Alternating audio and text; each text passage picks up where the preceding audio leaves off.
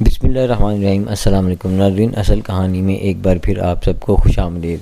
آج ہم ایک بہت ہی اہم ٹاپک پر ڈسکس کرنے جا رہے ہیں جو کہ ہر ایک کی نظر زینت بنا ہوا ہے۔ ناظرین، آپ جانتے ہیں کہ پاکستان اور سعودی عرب کے مابین ایک ڈیل ہوئی ہے۔ یہ ایک اہم پیش رفت ہے جو سعودی عرب اور پاکستان کے درمیان دفاعی منصوبے کو لے کر ہوئی ہے، جس سے ہندوستان میں ایک تشویش کی لہر دوڑ گئی ہے۔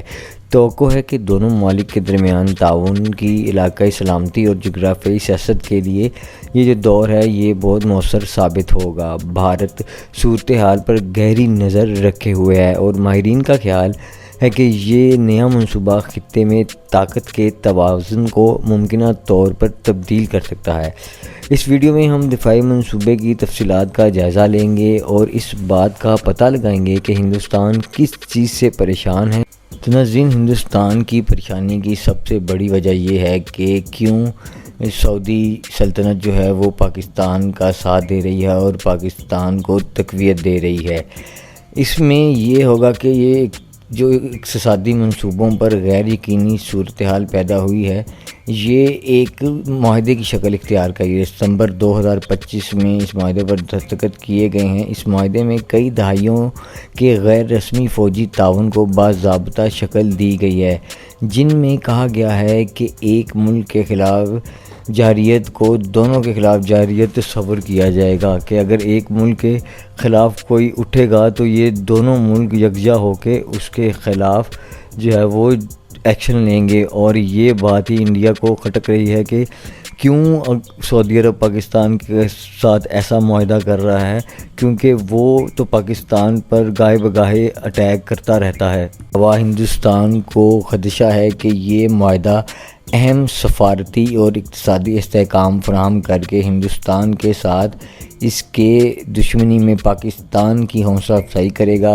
واحد جوہری ہتھیاروں سے لیس مسلم اکثریتی ملک کے طور پر پاکستان بااثر سعودیوں کے ساتھ اس انتظام کے ذریعے اسلامی دنیا میں زیادہ اہمیت اور مقام حاصل کر لے گا، پر اسی تنازع میں ملوث ہونا اس بات کا خدشہ ہے کہ سعودی عرب مستقبل میں ہندوستان کے ساتھ تنازع کے دوران پاکستان کو ممکنہ طور پر تکنیکی یا لاجسٹک مدد فراہم کر سکتا ہے، حالانکہ براہ راست فوجی مداخلت کا امکان نہیں سمجھا جاتا۔ پاکستان کے وزیر دفاع کے ریمارکس، جس میں یہ تجویز کیا گیا ہے کہ معاہدے کے تحت پاکستان کا جوہری پروگرام سعودی عرب کے لیے دستیاب ہو سکتا ہے۔